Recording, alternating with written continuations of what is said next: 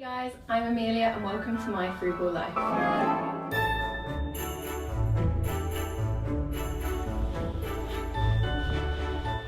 So today's video I'm going to share with you cheap, free or affordable Christmas traditions. We are just a couple of weeks out, or a week I think maybe, 1 or 2 weeks out from Christmas, and it is a really expensive time. I wanted to give you these ideas of what you can do with your family without spending a fortune. Most things around this time of year are just generally so expensive. We're going to the pantomime or going to see Santa. There's so many different options. There's so many things that you can do around this time of year, and they're normally just very, very expensive. I have created a list of about 15 things. Within each item on the list, you can go and run with that and do multiple different things in some of them that you can make as your family traditions that you can do year in and year out to make holidays more nostalgic and exciting and prepare you for that enjoyable Christmas day. Things you can do with your kids, your spouse, your friends and family. I've got a right range of things that you can do. I thought I'd share these with you so that around this time of year, if you're struggling of ideas, things to do, and you're running out of money, then these are things that you can do on a budget. I've got my list as always right in front of me, so I'm hoping I'm not going to be staring down too much. I will try my best. Number one is a very obvious one, but it's put up your Christmas decorations together as a family. It's really easy as mums or dads to go while the kids are at school, while they're out at clubs, to put the decorations up because it's easier, they'll look how you want, and it's more relaxing perhaps. But your kids will remember putting up decorations with you and really enjoy it. My Christmas tree here, my kids decorated it pretty much themselves, and you can definitely tell it is not what by any means a perfect tree. I also have a nearly 1-year-old, so the decorations are slowly just working their way up the tree. But my kids had so much fun and they remember it, and year after year they get so excited about the decorations that they get to see, the nostalgia of seeing the same decorations over and over again.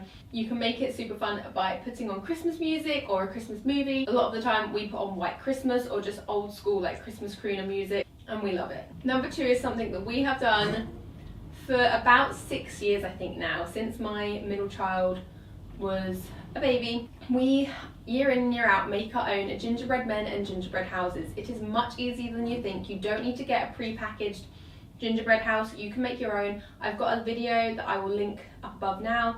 On that I believe there should be a link to print out a gingerbread house instructions. I didn't make these instructions, I found them, so that is linked. It is so cheap. It doesn't matter if the kids break them or ruin them, because to make the whole batch is under £1 and you get so much gingerbread for that, and it's really easy once you've had a bit of practice. You can even make a gingerbread house for each person, and a way to make this more exciting is you can have gingerbread house competitions. Invite your friends and family over. Oh my goodness, it's so windy. Can you hear that? I'm not sure if the mic will pick it up, but it's so windy today. It's proper stormy out there. One thing you can do with this is you can make it into a competition. Invite all your friends and family over. Pre-make the slabs to make your own gingerbread houses, and then get everyone to decorate their own. You can do it in teams, individuals, and then at the end you judge who made the best gingerbread house.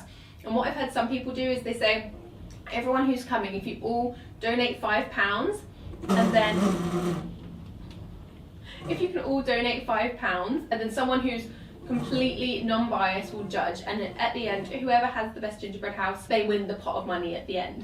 And all you need to do is buy icing, which is really cheap. You can buy like a mixture of sweets for people to decorate, and you can have so much fun. I'm thinking of seeing if some of our home ed friends want to trial it this year. I'm going to message them and see if they're up for it. Number three is go to a Christmas carol service. At least where we are, most churches, pretty much all churches this time of year, will hold a Christmas carol service. We'll be going on Christmas Eve. It's really lovely. You get to enjoy Christmas carols and the meaning behind Christmas. Even if you are not a religious person, even if you don't buy into that, it's still a really magical place to go Christmas Eve, when everyone is singing and you get to really enjoy the nostalgia of Christmas carols. They don't have to be in an Anglican church.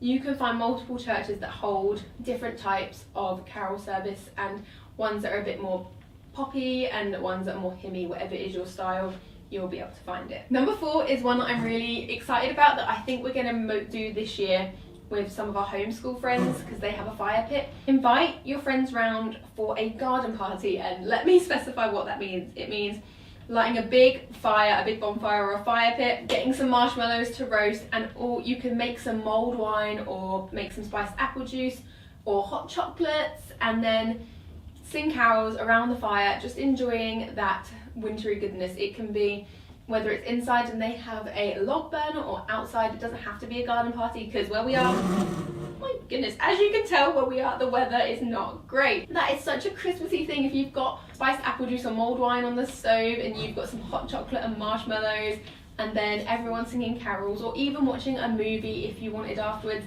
or playing games. There's so many things you could do, but that just sounds so relaxing and so much fun, and the kids will remember and love the moments if their friends are involved as well. And like, if you don't homeschool, then maybe you won't be as close to the kids' friends, but like us as homeschoolers, kids' friends are also our friends, like the parents are our friends, and we are almost like, it's like having loads of aunties and uncles. We are so close and it's so lovely. Number 5 is you can make Christmas decorations together. So I've got a video linked where I make my own Christmas garlands. The kids have made, oh, I have sourdough all over my sleeve. But we have made Christmas garlands together and the kids really enjoy it.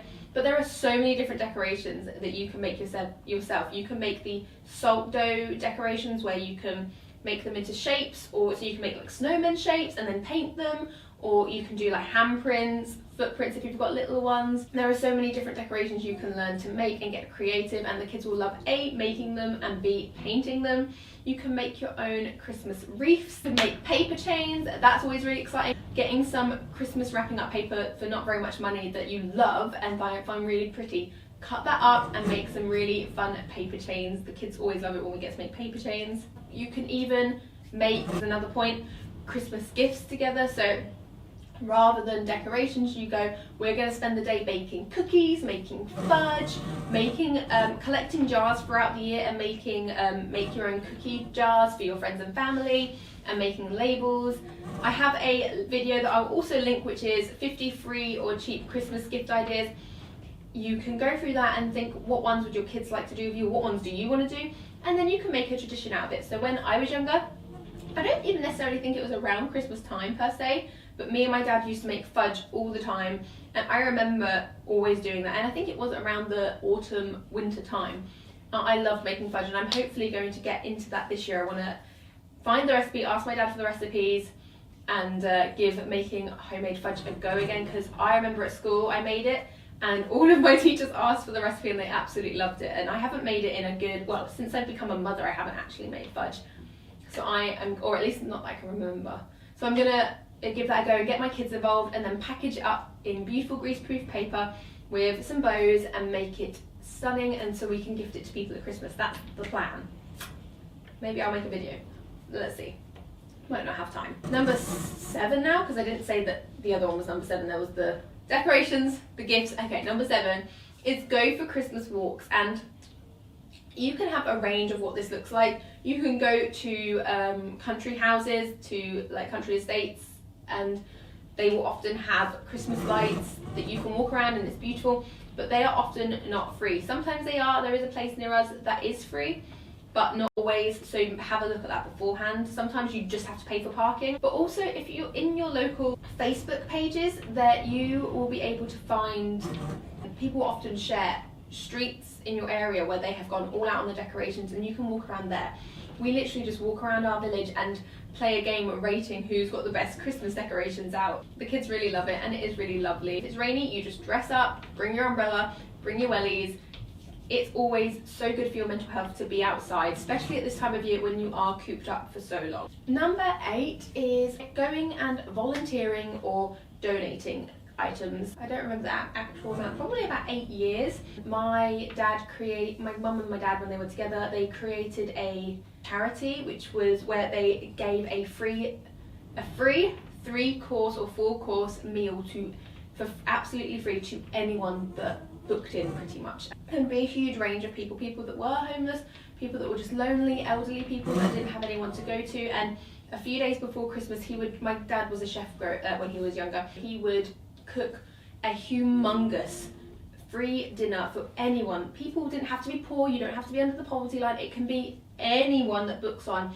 And for a whole day we would serve this 3-course meal, and it was, when you look back, it was incredible. There would be a starter, main and a dessert, biscuits, hot drinks.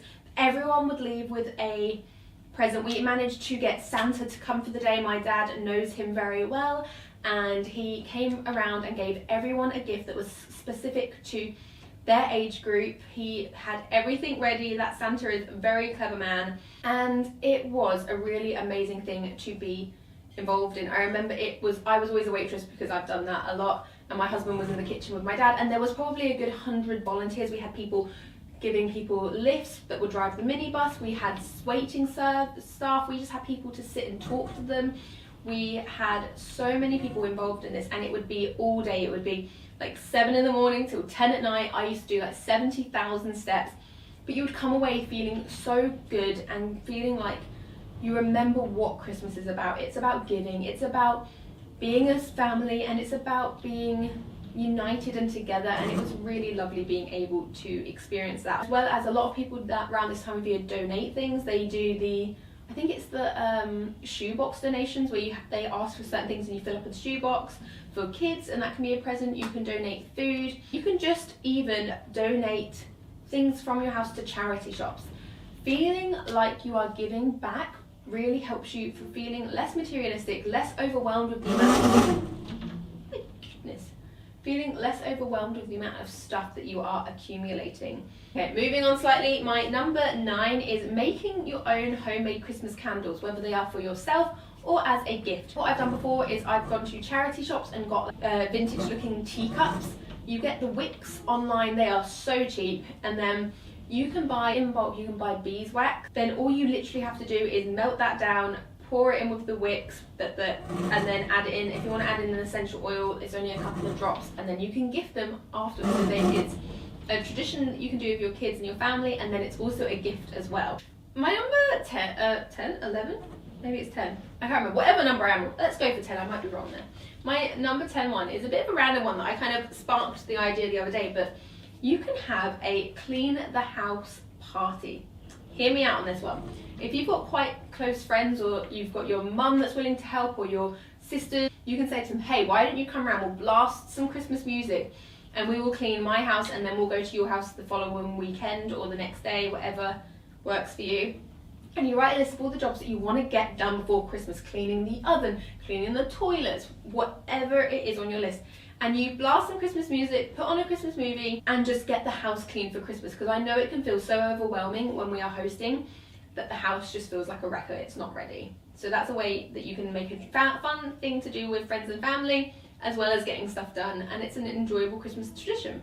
My number 11 idea was with a group of friends and family. It's kind of like Secret Santa, but instead you go the silliest gift competition. Give a budget of, I don't know, something small enough that people can get involved, £5 perhaps. Everyone has up until the day that you're going to meet up to go to a charity shop and find the silliest, the funniest, the most creative, whatever you plan. And then when you come to my house for Christmas or for Boxing Day, we will do a silliest gift competition. Then you can get everyone to vote. Once everyone shows their gifts, get everyone to vote for the silliest or whatever the theme is that you picked.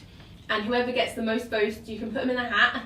And whoever gets the most votes at the end either wins a prize, gets to choose who takes all of the silly gifts home, or gets to win money. You can do what I said about with the with the gingerbread houses. Everyone can put in £5 or £1, set what the prize is, and everyone gets to win it. It's a really exciting thing that on the lead up to Christmas, people can look into all of the funny charity shops and find the silliest thing. And it's just a really fun game that you can get everyone involved in. Number 12, my idea was host a bring and share Christmas bingo.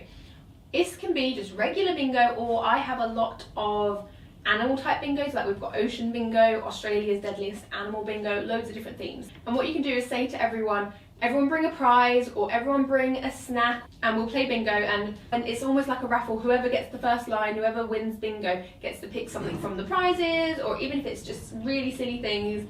It's a really fun thing that you can do with friends and family. Number 13, along with that bingo one, it's just having a games night. Get everyone to bring and share some food, bring some games, and just enjoy each other's company, playing board games or even video games if you prefer, and spending time together. Number 14 is to declutter as a family. One little saying that I heard someone say, which I thought was hilarious, was fill up a sack to get new crap. Which is honestly how I feel about materialistic goods, because I don't like things. But what that means is you say to your kids, hey kids, Christmas is around the corner, we're going to get so much new stuff coming in. Fill up a whatever utensil thing that you want, whether it's a small box, whether it's a bin bag, whether it's a shopping bag. Say, you have to fill this up with things that you don't use anymore, things that you don't like, things that you think you've grown out of, whether it's clothes, whether it's toys. You put it under the tree, and then Santa takes it to his elves and finds other children that would love your gifts and re-gifts them to them, and have a more relaxing space ready for Christmas Day when more stuff is coming in. It doesn't have to be that system, but you can say we're going to donate these things so that to people that need it more, so that we can enjoy the new things that we have and it's not overwhelming. Sometimes I don't know about you guys, but I find on Boxing Day with all of the new stuff from aunties and uncles and grandparents, we have divorced grandparents, so they both buy gifts, and then we have great grandparents. We also until very recently had great grandparents. There was just always so much stuff, and finding homes for it, making space was always so overwhelming the days after Christmas. So if you can get a jump start on that by doing a big declutter beforehand, you'll find by Christmas Day a lot easier to find homes for all of the new items. And then my number 15 idea was, as a family, with your kids or just with your partner or on your own, making Christmas cards. They can be writing ones that you bought from the shop or making your own, and getting involved with who you're gonna write cards for, and enjoy that process of spending time together and getting creative making cards. So they are my 15 ideas, and I'm sure there is a ton of ideas that I didn't think of. If you have any Christmas traditions that are cheap, affordable, or completely free, then let me know down below. Let everyone else know down below. That would be great. I'm sure everyone will appreciate it if there is anything I missed out. Let me know if there's anything from this list that you are going to try that you thought was a really fun idea. I'd love to hear your thoughts. Or let me know if there's anything that you already do and that how many years you've been doing it for. I'd love to know. So they are my Christmas traditions that you can start this year if you want. And that's everything from me today. I hope this video was helpful and I hope you enjoyed it, and I will see you next Monday for my next video. That's everything, guys. I hope you enjoyed this video, and I'll see you in my next one. Bye, friends.